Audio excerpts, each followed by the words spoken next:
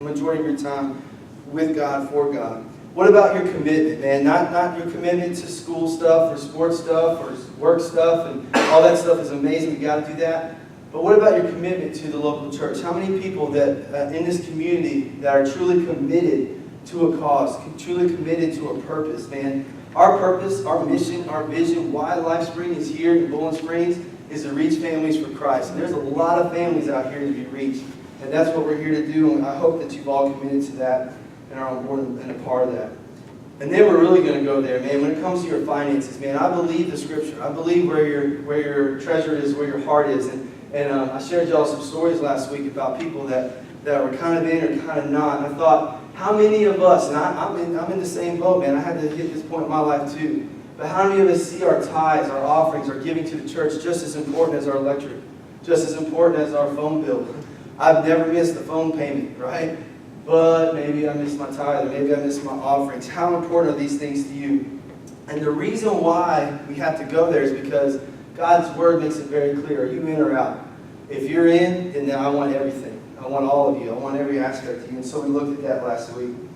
When it comes to those areas specifically, if there's an area of your life that you haven't completely given to God, we are here to help. We're not here to say, come on, man, what are you doing? Because we've all been there.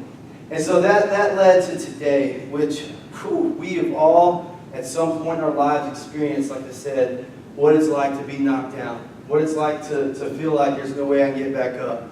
Man, I am so bad with names, I cannot remember. But there's a new UFC fighter. I still have his fight on my DVR. He'll come over and watch it sometimes. It's awesome. But I still have this fight on my DVR because this guy is new to the UFC. He's only had a few fights. This was actually his UFC debut. And his style of fighting is very different in the sense of he's like, man, he just goes. He just goes straight up. Like, he gets hit a lot. He gets knocked down a lot. And his debut fight, man, sure enough, he got knocked down. He got hurt. But he ended up winning the fight. And the interview afterwards, man, it really got me thinking, how many of us look at our faith journey? How many of us look at our lives like this guy looks at him fighting? And when they interviewed him afterwards, he said, man, he goes, it is what it is. I'm just here to entertain. I make a living getting punched in the face, you know. I understand all that. But he goes, here's the thing. All fighters out there know this. If you knock me down, you better hope you knock me out. Because I guarantee you, if I am conscious, no matter how hurt I am, no matter how dazed I am, no matter what, if I am still conscious, I'm getting back up, I'm going to beat you. And I thought, man, and after seeing the fight, if you just heard that, you think, yeah, right. After seeing the fight, I'm like, this dude is for real. That's exactly how he is. Go with me here, man. What if when it came to our faith journey, what if it came to life, what if every single one of us Christ followers, every single person that God has called to be the church and to reach the lost, what if every single one of us looked at every situation of life like that? And we said, God, you know what? This life is going to knock me down. Lord, I'm going to do some stupid stuff, and I'm going to put myself in some bad situations. Lord, there's going to be some things, or there has been some things that have happened that are completely out of my control. But God, whatever happens, when I get knocked down, that's the first point today. It's not a matter of if we get knocked down. It's a matter of when we get knocked down, God, I'm going to get back up because of you. And I feel like when it comes to life, we don't all look at life that way. Like that fighter, I mean, some fighters would not be able to say that statement because they know their heart, they know their tough tolerance. Me, I'm like, if you hurt me, tap, tap, tap, you know, I'm done. But this guy's like, no. So what if Lifespring Church, what if we all as the body of Christ today decide, Lord, as long as I'm conscious, unless God forbid something happens that I'm out completely, I will never be out. I will keep fighting. I will stand up. I will be strong. Again, we're not going to break down every single aspect of that, of our lives, but look at that in every aspect. Look at that in your marriage, in your workplace, in your life, and as a parent, as a follower of Christ. If every single situation of your life, instead of looking at it as, there's no way I can bounce back from this. There's no way God could use me right now because I've messed up so much. If every single aspect of our lives we looked at like, you know what, Lord? As long as I'm still breathing, as long as I'm still alive, I will bounce back because of you. That would change our lives drastically. So, okay, everybody say, sounds good, Nate. Good. Peace out. Let's go eat, right? Cool story.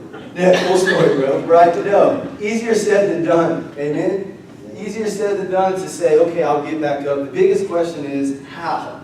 Okay, Nate, how do I get back up? And God has shown me some things. I prayed for him to show me someone that hit the lowest of the lows in the scripture, someone that was like literally as far knocked down as possible. And God's like, we're going to go below sea level. I'm like, okay. Jonah, right? Jonah chapter 2 is what we're going to look at today. You cannot physically get knocked down much lower than like way under the ocean inside of a fish. Okay? That's about as low knocked down as you can get. And so we're going to look at Jonah chapter 2, the whole chapter. We got about 55 minutes. We'll be good. The whole short chapter 2 of Jonah to see literally, we're going to answer the questions. How do you get back up? Verse 1, man, right off the jump. Jonah goes here after being inside the fish. We're going to look at the end about what happened before this, but most of us know the story. Verse 1, from inside the fish, Jonah prayed to the Lord his God. This one short, powerful verse says a lot to me about what it takes to get back up. I can picture Jonah, I mean, how can you really? But just try to picture Jonah inside of a fish in the lowest of lows, knowing where he came from, being down in the boat, knowing where he came from, jumping over into the sea, knowing now where he is. He finally, you guys ever watch like a show or man, any Big Brother fans in the house right here? If they'll start to go after Paul, please, come on people. Nobody? All right, never mind. I'm the only reality TV fan. But the second that someone goes after this certain guy on this show, I'm going to say, finally, thank you. When I first heard the story of Jonah many years ago, when I started to really grasp it, I thought, dang, Jonah, finally you pray. Finally you turn to God. It took getting inside the belly of a fish, but Jonah finally does this. So number one, how do you get back up? You must look up in prayer. And I want to tell you, I believe this. Man, my mom teaches me a lot of stuff, being in the psychological world and how our brains work and how our body works and all this stuff. And there was doing a cardio video the other day, and this guy on the video said, hey, I mentioned him before. Anybody check out Millionaire Boy yet? No, still the only one. All right. Well, this guy, he's like real encouraging stuff, and he said this, and a trainer at the gym said the same thing before, and I'm thinking, wow.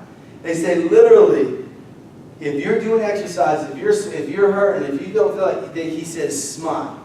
He says just physically smile, and that's your way of telling your body this is good. I enjoy it, and eventually your body will start to think it likes this. I'm thinking, what are you talking about? You got a six-pack, man. I got a keg, man. How are we going to make that work?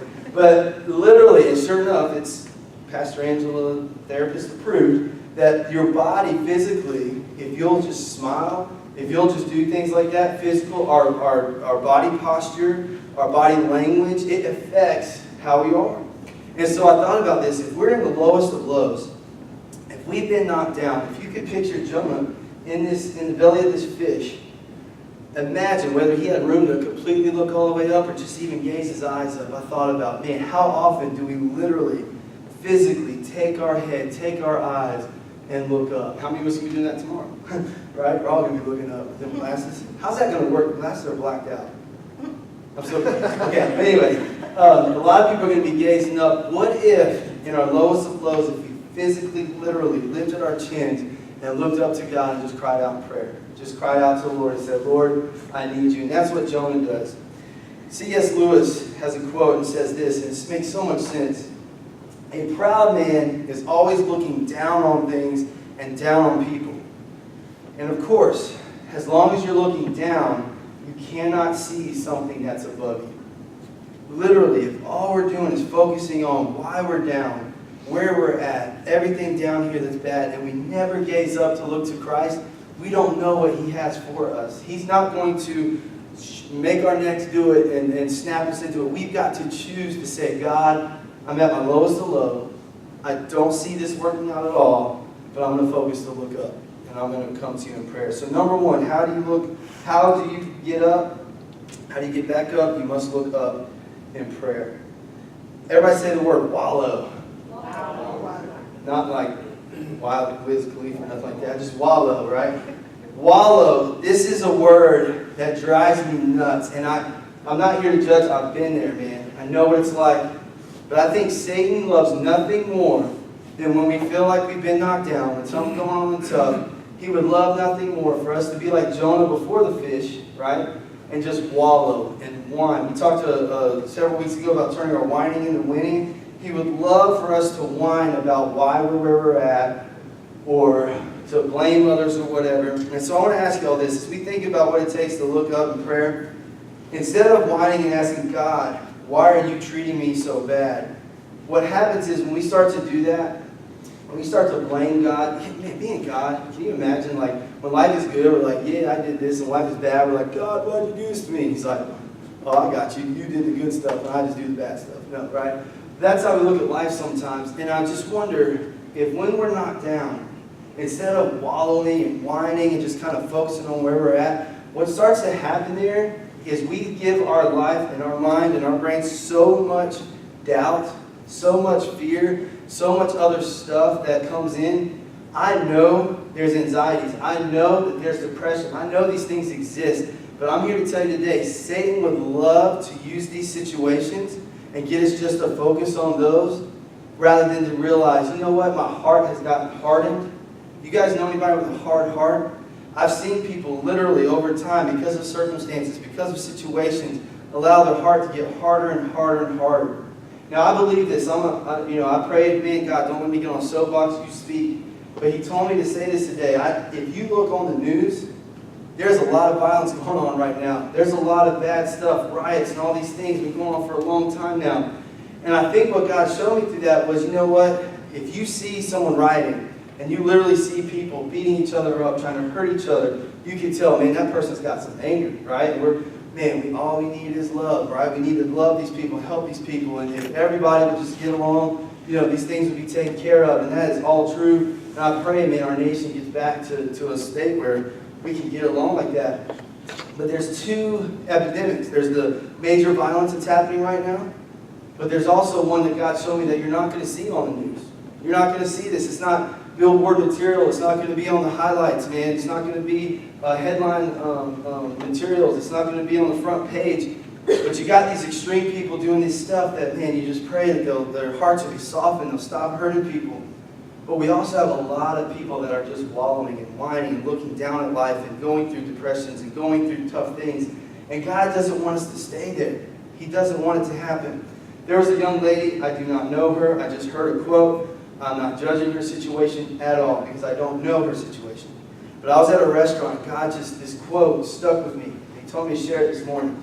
It was a younger lady, kind of waitressing, and she was doing something on a salad bar, and just like, I don't know if there's a way to like do a salad bar with energy, but she was not, okay? So she's just kind of like going through the motions. And one of her coworkers tried to lift her up and said, hey, so-and-so, come on, we got to get going. And her quote, and whatever she's going through, if she talked to me, I'll help her, right? But I don't know. All I heard her say, but I'm stressed. And I heard that, and I thought, man, I hear you. I don't know. I didn't talk to her specifically about it, but God in my spirit was like, a lot of us are looking at life like, yeah, I would work harder, but I'm stressed. I would try harder, but I'm sad. I would try harder, but I'm tired, or whatever. And I'm pretty 99% sure I shared this last week, so I want to share it again. The ones that make it in life, the ones that change lives and do what Christ has called, it's not those of us that have figured out how to not experience stress, or not experience sadness, or not experience pain. Who has done that? Nobody. It's the ones that have experienced how to cope, how to handle, how to face the pain, how to face the stress, and still persevere, and still work through it all, and still be used by God in mighty ways in spite of our current situation.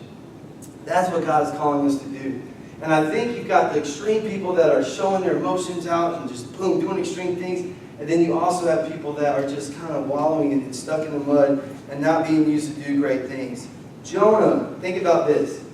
Jonah could have easily stayed literally in the belly of this fish and continued to be sorrowful, continued to be downtrodden, continued to whine, continued to do all the things that he was doing. And imagine if that was kind of his last straw. And what if God literally decided, okay, Jonah, you know what, you haven't turned to me?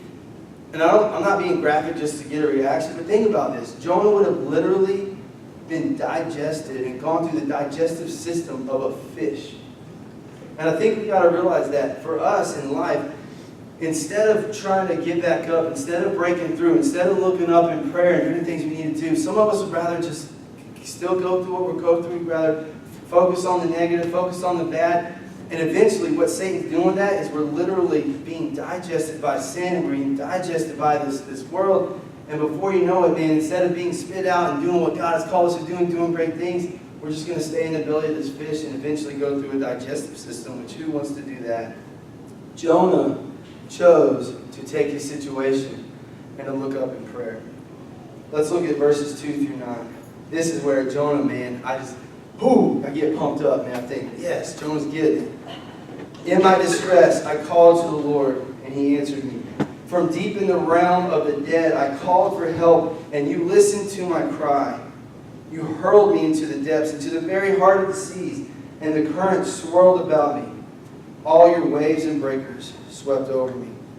I said, I have been banished from your sight, yet I will look again toward your holy temple. The engulfing waters threatened me, the deep surrounded me, seaweed was wrapped around my head. Can you picture this? Seaweed and all this stuff all over him. To the roots of the mountains I sank down. The earth beneath me barred me in forever. But you, Lord, my God, brought my life up from the pit.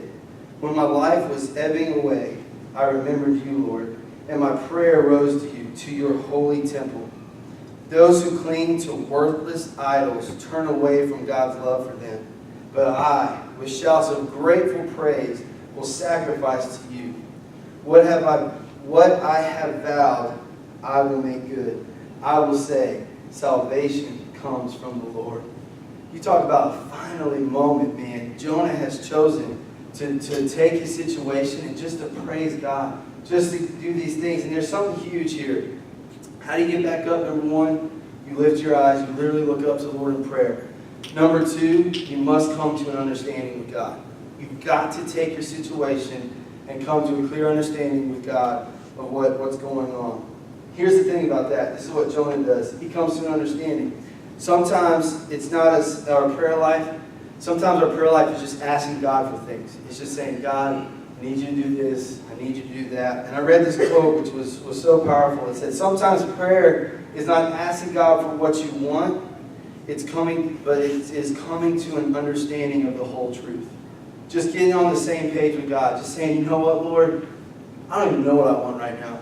I'm so lost right now. I don't even know what's up, what's down, what's left, what's right. I just want to come to you and understand the truth and be used by you in great ways.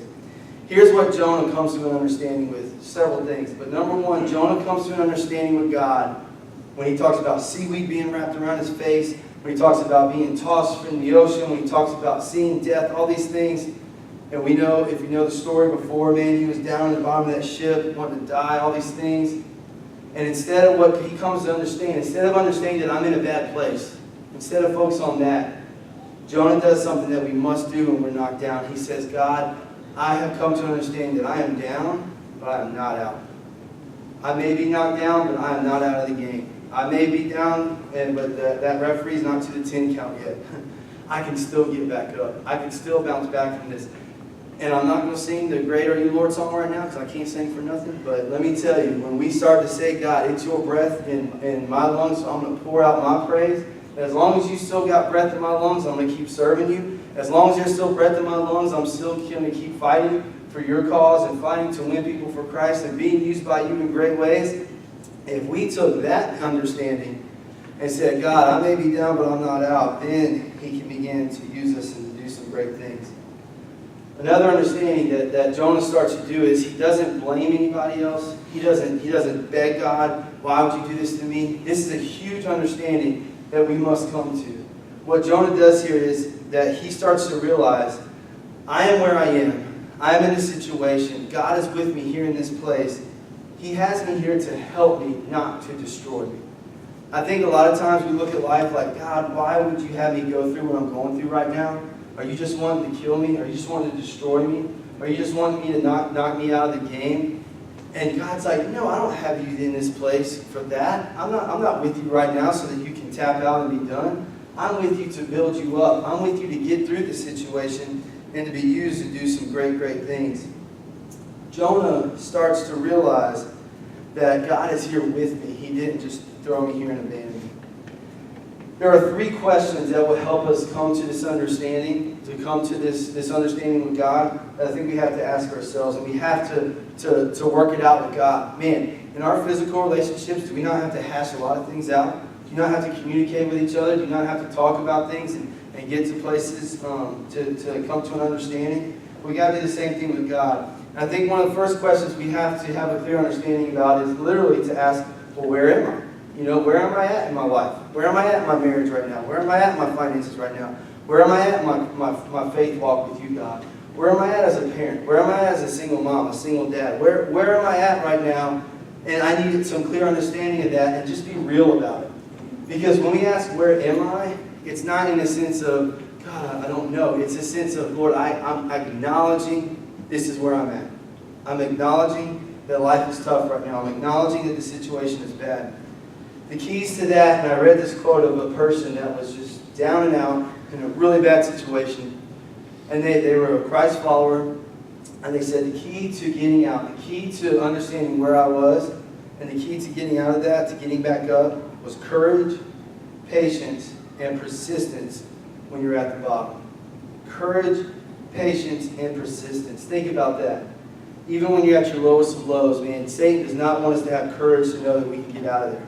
Satan does not want us to have courage and to be brave and to come out. He wants us to be a slave to fear. We sang today that we're no longer that slave. We sang today that we're not that person, but Satan would love to keep us there. This next question we have to ask to come to an understanding of God in our situation, this is one of the hardest ones of them all, I think, personally. But it's to say, how did I get here? Because when you hit a bad situation, it is very easy to take that finger and do what? Not that finger, people. Get your minds out of the gutter. Your pointer finger. And it is easy to take that finger and say, man, if you wouldn't have done this, if you wouldn't have done that, and blame. We have a cat in our youth group. Did y'all know that? Speaking of, oh my gosh. I didn't think about this earlier. There's a physical cat that came into Meg's life that needs a home. So a little plug right quick. If anybody wants a little kitten. She asked if I could let people know about a cat that needs a home. I said, if it's a dog, yes, but a kitten, no, I ain't worried about that. I'm just kidding. It's a little sad. No, for real. No, for real. You know me too well. But there is a kid that needs a home, all right? Forget real life now, all right? Youth group, at youth group, we have a cat who's on a screen called Poop Nugget, all right? Yeah, okay, the cat's name is Poop Nugget. I had several parents there. Nate, what is Poop Nugget? Oh, let me explain, okay? It's not, diaper or anything like that. There's a kitten called Poop Nugget. It's like a virtual thing, and the students make choices, and it either kills a cat or keeps it alive, all this crazy stuff, right? Well, in the spirit of a nugget, man, this last week, when it comes, when God started showing me all this stuff, how did I get here? Y'all are like, Nate, where are you going? Here we go. When we start to ask God the question of how did I get here and stop blaming, I said, let me drop 2 nuggets of wisdom to some of our older teens. There's some drama. Any of you ever going through drama? Amen, right?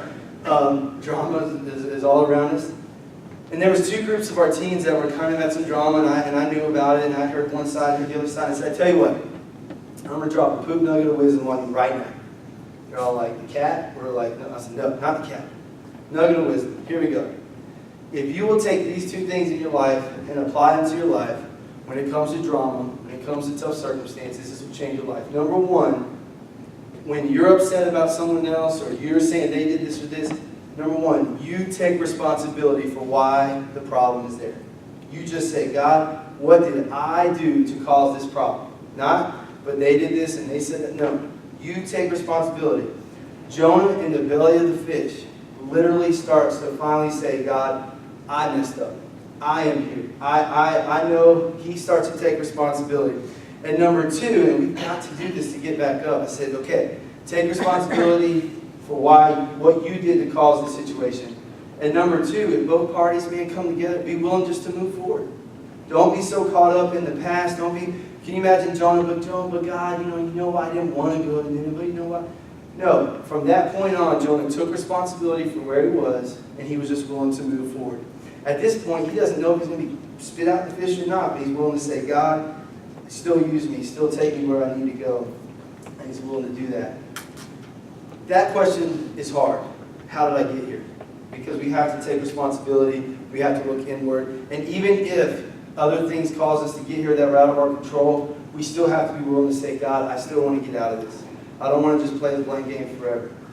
But the next part is my favorite part, because this is what you do when you've had 3 cups of coffee. You move, right? You get going. So here's what God says next that we have to ask, is come to a clear understanding when we've been knocked down, is we've got to ask, what's my next move? For Jonah, you know what his next move finally was when he got to that fish? His next move was to turn to the Lord. Just to literally say, like number 1, he said, lift our eyes in prayer. He literally finally, unlike the ship, unlike running away, unlike everything he had done before that, he finally decides, my next move, from the belly of a fish, the lowest of lows, his next move was finally to turn to the Lord. So we've got to ask ourselves that.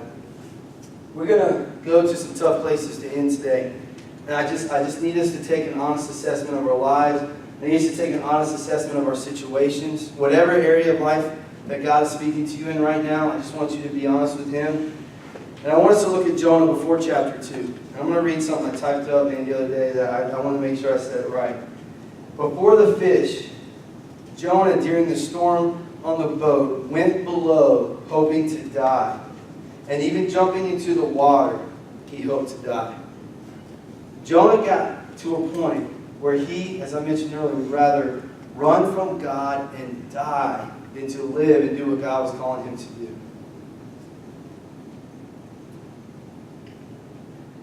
Knowing people that I love and care about, working with teenagers and adults as long as I have, and hearing the stories of people that were so down and knocked out that they didn't even want to live anymore, being used by God, not because of me, all because of God, but helping people to see that there's light at the end of the tunnel, to see that, no, you don't have to go down this path, and seeing people go from a place of wanting to die to living for God is one of the greatest privileges and honors God has ever given me, but it also breaks your heart to think that, man, some of us have been there.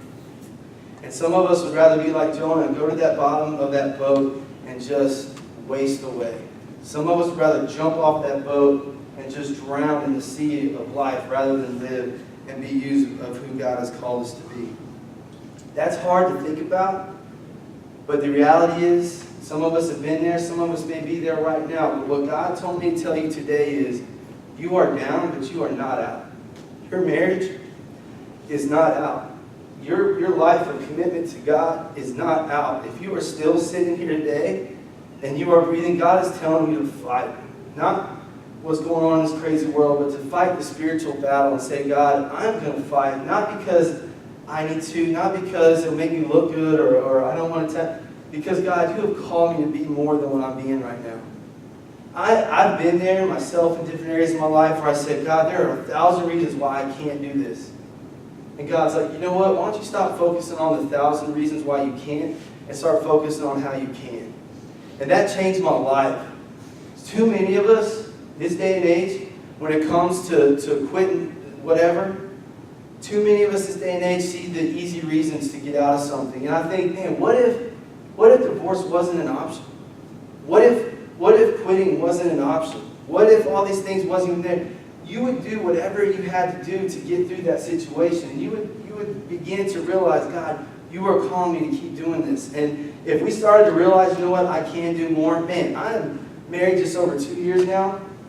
And I'm going to be really vulnerable and honest with y'all. Marriage is hard. I don't have it all figured out, man. There's a lot. And what God showed me is, Nate, why don't you stop worrying about what she's not doing and doesn't do, whatever, and why don't you start doing what you got to do? Whether it's keeping the house clean or picking kids up or whatever. Like, there were so many things on my petty list, and I'm like, she should be doing this and that. And God's like, hey, what did I do? How about you do it? And I'm like, God, I'm not talking about that. I'm talking about blaming her for everything, all right? Leave me alone, right? And God's like, in any area of life, He's like, stop focusing on this and you do what you have to do. Verse 10, and the Lord commanded the fish. After Jonah came to this understanding, here's what God is telling me right now. I don't know all your situations. I don't know where you're at in life. Man, whether you're single, married, family, no family, whatever area of your life that you feel like you've been knocked down in, God is calling you to do this. To turn to Him and allow him to do what he does for Jonah. And the Lord commanded the fish, and it vomited Jonah onto dry land. Isn't it crazy to think that a fish puking its guts out was the best thing that ever happened to Jonah after he gave his life to the Lord? After he decided, Lord, I'm going to follow you. Like fish throwing up is what got him out of there. How do you get back up? You got to look to the Lord in prayer. You got to look up.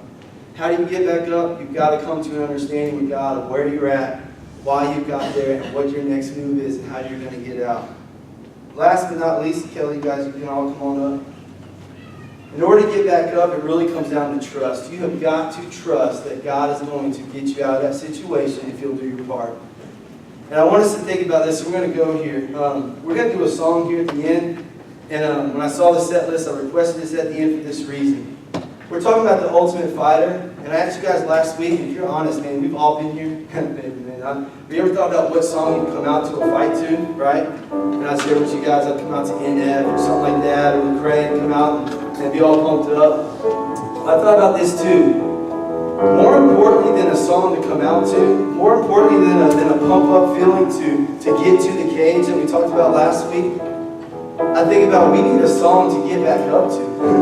We need an anthem in our hearts and in our lives to say, God, I need to focus on you on this. And when you think of God being a solid rock that cannot be moved, it cannot be changed, that tells me no matter what's happening around me, my foundation is so strong in Christ that I can get back up from anything.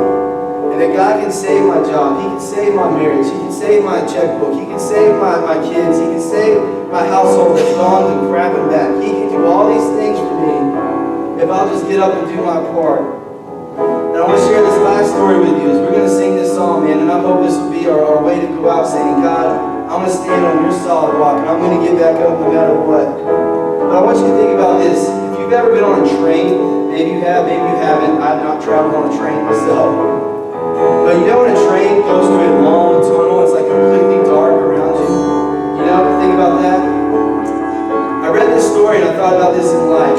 When life gets dark and tough and all we see is problem, or if you're on this train in this tunnel and it's completely black around you and you're freaking out, how many of you would look for a way to jump off that train because you're in a dark, dark tunnel and you don't see the light at the end? Nobody, okay? You would not, in the middle of that tunnel, your way of getting out of that dark place would not be to bail, not be to jump off, and that's not going to do anything for you. But what you have to do when you're inside of a train, inside of a long, dark tunnel, is you've got to be patient. You've got to have courage. You've got to trust that, hey, there's light at the end of this tunnel, and in a matter of minutes, I'm going to be out of this situation, and there's going to be light there, and I'm going to be able to see the world around me, and I'm going to see from a fairly different thing. Church, we got to stop trying to jump off the train and just get through the tunnel, man. We got to be willing to say, God, you're going to pick me back up. And however we can help with that, we are here to help you. We're here to do that. If you need to come forward and pray today, we ask that you do that. If you want to pray by yourself, there's a section over here. You can just kind of pray alone. That's your way of saying, I just need to pray to God by myself. If you want somebody to come up and pray with you, you can come on this side and pray. If you need to stay in your seat, if you need to leave, whatever you've got to do to get back up, we're just going to ask you to do that this morning.